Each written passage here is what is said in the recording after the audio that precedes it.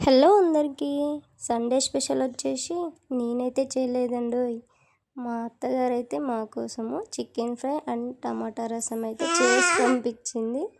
మాటల్లో చెప్పలేం కానీ మా అత్తగారైతే చికెన్ ఫ్రై చాలా బాగా చేస్తుందండి.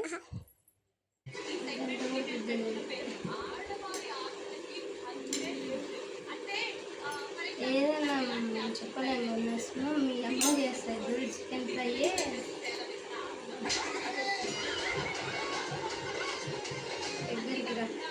దగ్గరికి రా.